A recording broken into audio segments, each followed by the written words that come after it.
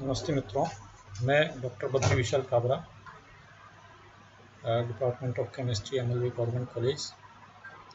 आज हमारा जो टॉपिक है वो है ऑर्गेनिक केमिस्ट्री का सेकंड यूनिट, कार्ब धात्विक यौगिक, ऑर्गेनोमेटेलिक कंपाउंड्स। ऑर्गेनोमेटेलिक कंपाउंड्स का जो है वो शुरुआत हुई थी 1842 में रॉबर्ट बॉन्सन के द्वारा। उन्होंने एक कंपाउंड बनाया था टेट्रा मेथिल आर्सिन। उसके बाद एडवर्ड फ्रैंकलिन ने जिंक, टिन, लेड, कैडमियम और मरकरी के यौगिक बनाए। और ख़ास तौर से इसका जब वेगनर रिएजेंट जब बनाया गया और उसका कार्बनिक यौगिकों के संश्लेषण में जब उपयोग शुरू हुआ, तब ऑर्गेनोमेटेलिक कंपाउंड्स की इम्पोर्टेंस हमें पता चली। ऑर्गेनोमेटेलिक कंपाउंड्स की जो परिभाषा है वो है कि कार्बनिक समूह धातु कार्बन परमाणु से जुड़ा हो। जो कार्बन का परमाणु है वो धातु परमाणु से जुड़ा हो। जैसे एक सिंपल कंपाउंड है टेट्राएथिल लेड, जो कि पेट्रोल में एंटी नॉकिंग एजेंट के रूप में काम में आता है। और एल्कोक्साइड जो है, जिसमें मेटल ऑक्सीजन बॉन्ड होता है, मेटल कार्बन बॉन्ड नहीं होता है, वो हमारा इस श्रेणी में कार्ब धातुक यौगिकों की श्रेणी में नहीं आएगा। यानी क्या होना चाहिए, मेटल कार्बोनिल बॉन्ड होना चाहिए। यह सहसंयोजक भी हो सकता है या आयनिक भी हो सकता है। जैसा जो है हमारा कंपाउंड है Na+C2H5-, ये एक आयनिक कंपाउंड है। और इसमें इसके साथ पाई इलेक्ट्रॉन बंद फेरोसिन टाइप जो कंपाउंड है, जो सैंडविच कंपाउंड कहलाते हैं, ये हो सकते हैं कार्ब धातुक यौगिक।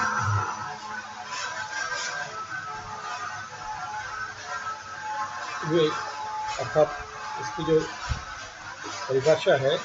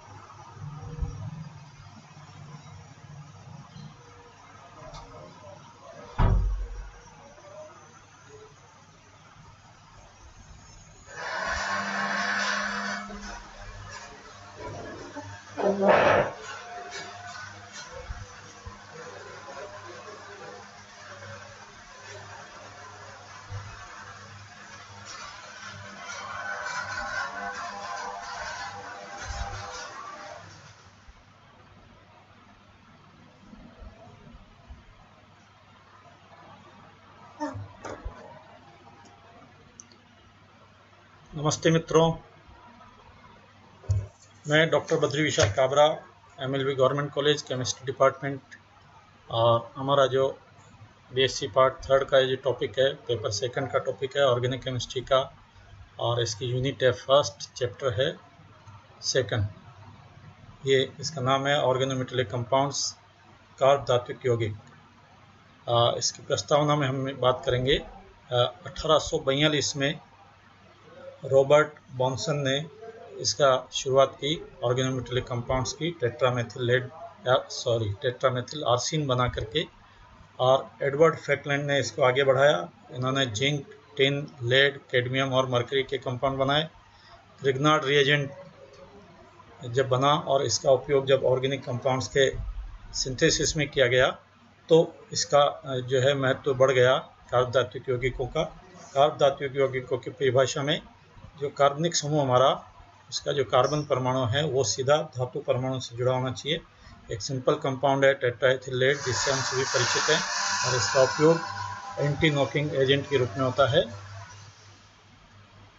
एल्कोक्साइड्स में जो बंद होता है वो कार्बन मेटल बॉन्ड नहीं होकर के मेटल ऑक्सीजन बॉन्ड होता है, और इसलिए ये एक कार्ब धात्विक यौगिक नहीं है।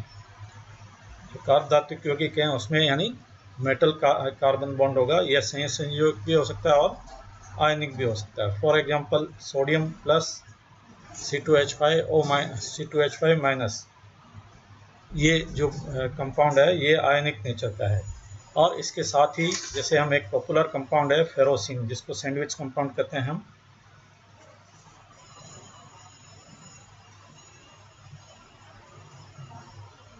इसमें ये जो दो रिंग है साइक्लोपेंटाडाइनाइल की, उसके बीच में आयरन मॉलिक्यूल है। ये फेरोसिन कंपाउंड है और ये भी एक ऑर्गेनोमेटेलिक कंपाउंड है।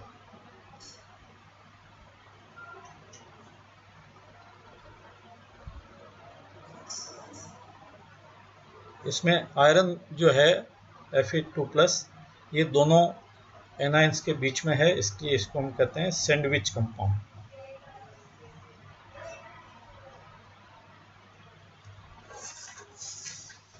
नाउ इनकी जो परिभाषा है वो क्या है, ये विशिष्ट गुण वाले यौगिक जिनमें कार्बन कम से कम हाइड्रोजन विद्युत ऋणी हाइड्रोजन के अतिरिक्त परमाणुओं से सीधा जुड़ा हो, कार्बधात्विक यौगिक कहलाते हैं। दो कैटेगरी और है यौगिकों की जो कार्बधात्विक यौगिक की श्रेणी में नहीं आएंगे। ये हैं मेटल साइनाइड और दूसरा मेटल कार्बोनेट। नामकरण के जो नियम हैं कार्बधात्विक यौगिकों के, वो इस तरह से हैं। ऑर्गेनोमेटेलिक कंपाउंड के नाम में पहले कार्बन संख्या तथा फिर धातु का नाम एक के साथ लिखा जाता है। जैसे जो एथिल लिथियम C2H5 Li को एथिल लिथियम, C6H5 Li को फिनाइल लिथियम, ये दोनों कार्बनिक समूह हो गए और ये मेटल हो गया। सेकंड नियम है इसका, एक से अधिक सामान्य कार्बनिक समूह डाई हो तो उसको डाई ट्राई लगा देते हैं। जैसे जो हमारा C2H5 होल ट्वाइस जिंक है, इसको डाई एथिल जिंक कहेंगे, और CH3 होल थ्राइस Al है तो इसको हम कहेंगे ट्राई मेथिल एल्यूमिनियम। नंबर 3, एक से अधिक भिन्न भिन्न एल्काइल और एराइल समूह होंगे तो उनको अल्फ़ाबेटिक ऑर्डर में हम जमाएंगे और फिर उनका नाम दे देंगे, जैसे मेथिल, एथिल और मैग्नीशियम। तो इसमें मेथिल और एथिल में पहले जो आएगा वो है एथिल समूह, तो इसको हम लिखेंगे एथिल मेथिल मैग्नीशियम। हाइड्रोजन होने पर हम इनका नामकरण भी अल्फ़ाबेटिकली करते हैं। जैसे 3 समूह हैं इसमें, इस कंपाउंड में CS मेथिल समूह, एथिल समूह और हाइड्रोजन। तो इसमें सबसे पहले आएगा एथिल, सेकंड पे हाइड्राइड्रो और थर्ड पे मेथिल एंटीमनी। इसी तरह से यदि 2 हाइड्रो हों तो डाईहाइड्रो कर देंगे।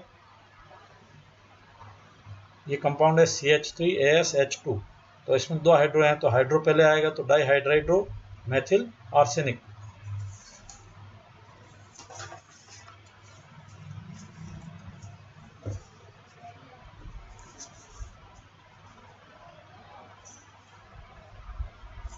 त्रिसंयोजी जो हैं हमारे, उनको हम एक जनरल नाम दे दिया इनको, इन यौगिकों को, जो जिस तरह से हम अमोनिया को नाम देते हैं उसी तरह से ये फास्फोरस, आर्सेनिक, एंटीमनी, बिस्मथ, इनके जो कंपाउंड्स हैं इनको हम नाम देते हैं हम फॉस्फीन, आर्सिन, स्टीबिन और बिस्मिथीन।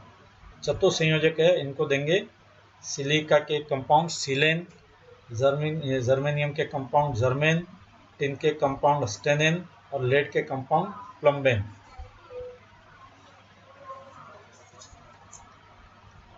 अब कुछ ऐसे कंपाउंड्स के नाम देखें, जैसे ये जो कंपाउंड है ये कहलाता है टेट्रामेथिल सेलेन, TMS। ये इसके बारे में हमने NMR स्पेक्ट्रोस्कोपी में पढ़ा है, जिसको हम NMR स्पेक्ट्रोस्कोपी में रेफरेंस के रूप में काम में लेते हैं।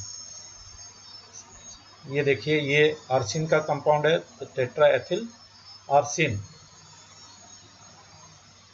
इसको हम कहेंगे ट्राई एथिल आर्सिन। थर्ड है हमारा 3 फेनिल ग्रुप है और फॉस्फोरस है तो ट्राई फेनिल फॉस्फिन।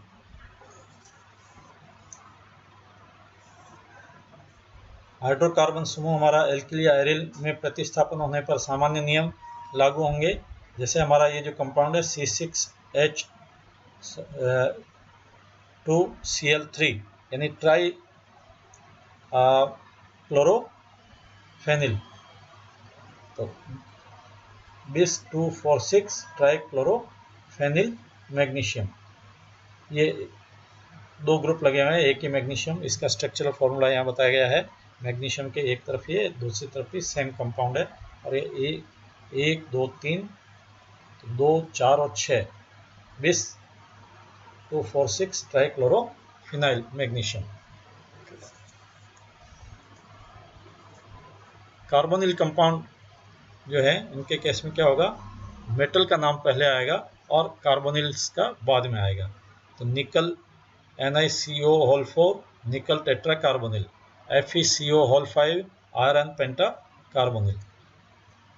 मिश्रित कार्ब धात्विक यौगिक के केस में क्या होगा, कार्बनिक समूह, धातु और अधात्विक समूह। ये इस तरह से हम इस सीक्वेंस में हम इनको लिखेंगे। जैसे ग्रिग्नार्ड रिएजेंट जो है हमारा मेथिल मैग्नीशियम ब्रोमाइड,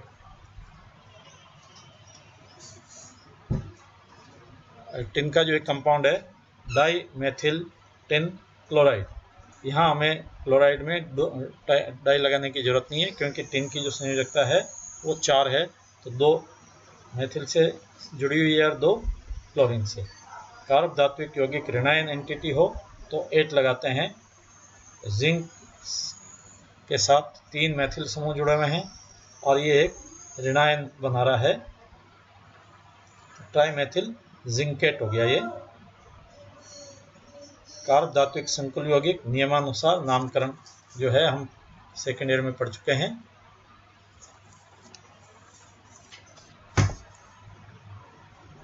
कार्ब धात्विक यौगिकों का वर्गीकरण किस तरह से करेंगे, ये देखें हम। कार्ब धात्विक यौगिकों का अनेक प्रकार से वर्गीकरण किया जाता है मेटल कार्बोनिल बंध की प्रकृति के आधार पर। पहला वर्गीकरण है मेटल कार्बोनिल बंध ध्रुवीय प्रकृति का होता है। इसमें जैसे आयनिक लक्षण कितने होते हैं देखें, सोडियम के कंपाउंड्स में 47%, लिथियम के में 43%, मैग्नीशियम के में 34%, एल्यूमिनियम का कम आयनिक लक्षण होते हैं 22%, इससे भी कम सिलिकॉन कार्बन बंध में होते हैं 12% और आर्सेनिक में केवल 6%। इस आधार पर 3 वर्गों में बांटा गया है। पहला है आयनिक कार्ब धात्विक यौगिक, धातु की विद्युत ऋणता 1.2 से कम हो तो, और कार्बन की चूंकि 2.5 होती है अतः मेटल कार्बन बंध जो है वो आयनिक हो जाता है। और क्षार धातुएं इस तरह का बंध बनाती है। इनके निम्नलिखित गुण पाए जाते हैं। ये रंगहीन ठोस होते हैं, जल अथवा ध्रुवीय विलायकों में विलय होते हैं, हाइड्रोकार्बन विलायकों में अविलय होते हैं। क्योंकि ये आयनिक हैं, लाइक डिजोल लाइक के हिसाब से ये जल और ध्रुवीय विलायकों में विलय होंगे और कार्बनिक विलायकों में अविलय होंगे।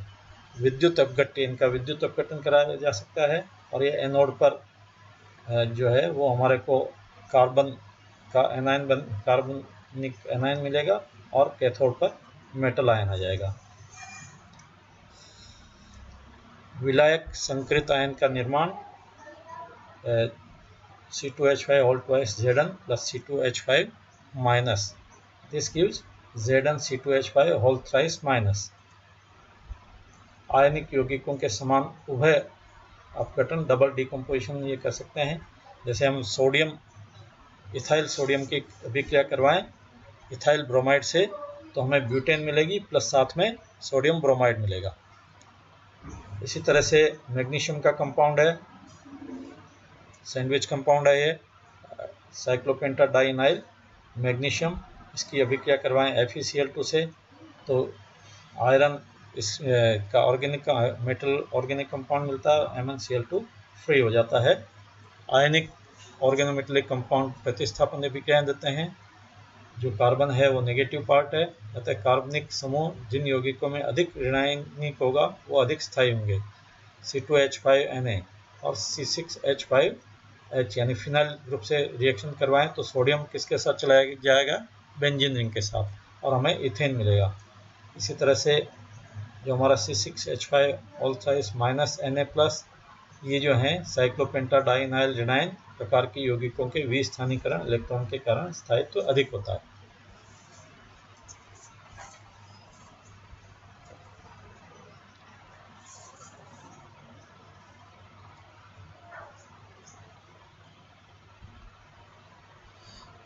सहसंयोजक कार्बनिक यौगिक अधातुएं तथा कम विद्युत धनी धातुएं कार्बन के साथ सिग्मा बंध युक्त जो है कार्ब धात्विक यौगिकों का निर्माण करती है। ये नेचर में सहसंयोजक यौगिक होते हैं। बंध की ध्रुवीयता जो है उसकी निर्भरता धातु कक्षक कौन सा काम में आ रहा है उस पर, इलेक्ट्रॉन अभ्र की ध्रुवणता और त्रिविम आवश्यकता पर डिपेंड करती है। इनके एग्जाम्पल जो हैं वो है टेट्रा एल्यूमिनियम के compound trimethyl aluminium, boron के compound trimethyl boron, zinc के कंपाउंड डाइफेनिल जिंक और सिलिकॉन के कंपाउंड टेट्रा एथिल सिलेन। ये इनके एग्जाम्पल है। धातु कार्बन बंध जो है वो आर और AR की प्रकृति पर डिपेंड करता है। अन्य लिगेंडों की प्रकृति पर डिपेंड करेगा। पाई इलेक्ट्रॉन ग्राही लिगेंड कार्बन, ये जो है ये कार्बोनिल ग्रुप और PR3 ये जो है ये इलेक्ट्रॉन ग्राही लिगेंड है जो बैक बॉन्डिंग करते हैं, अधिक स्थायी होंगे क्योंकि बैक बॉन्डिंग हो जाएगा इसमें मेटल कार्बोनिल बंध के साथ साथ। तीसरे प्रकार के सहसंयोजक यौगिक जो हैं वो है विस्थानीकृत इलेक्ट्रॉन बंध युक्त कार्बनिक यौगिक, कार्बधात्विक यौगिक, धातु परमाणु के रिक्त सामान्य तथा डी कक्षक कार्बनिक समूहों के विस्थानीकृत पाई इलेक्ट्रॉन अभ्र के मध्य जो है वो इलेक्ट्रॉन का आदान प्रदान होता है, और या धातु परमाणु से पूर्ण भरे कक्षक कार्बन परमाणु के रिक्त कक्षकों के मध्य अतिव्यापन करते हैं। अधिकांश डी ब्लॉक धातुएं इस प्रकार के यौगिक बनाती है। इन्हें पुनः 3 वर्गों में बांटा गया है। पहला है सेतुबंध एल्किल यौगिक, lithium, boron, magnesium, aluminium, gallium, indium, tellurium आदि के संयोजकता कक्ष में इलेक्ट्रॉन की संख्या कम होने के कारण इनके अष्टक पूर्ण नहीं होते हैं। इन्हें इलेक्ट्रॉन न्यून यौगिक भी कहते हैं। Boron, aluminium, indium, tellurium try alkyl monomer बनाते हैं, जबकि और इसके साथ साथ ये 3 सेंटर 2 इलेक्ट्रॉन बॉन्ड भी यहाँ हो सकते हैं, जैसा यहाँ नीचे बताया गया है। एल्यूमिनियम का ट्राई मेथिल एल्यूमिनियम का डाइमर है, यहाँ बॉन्ड एंगल जो है वो जो टर्मिनल कार्बन मेथिल ग्रुप है उसके और एल्यूमिनियम का है 1.95 एंगस्ट्रॉम, और जो सेंट्रल का है जो सेतु बंध वाला कार्बन जो है उसकी बॉन्ड डिस्टेंस है 2.12 एंगस्ट्रॉम, और जो एंगल है वो भी चेंज हो जाता है। यहाँ आप देख रहे हैं 110 डिग्री है, ये 76 डिग्री, बाहर वाला एंगल जबकि 124 डिग्री है।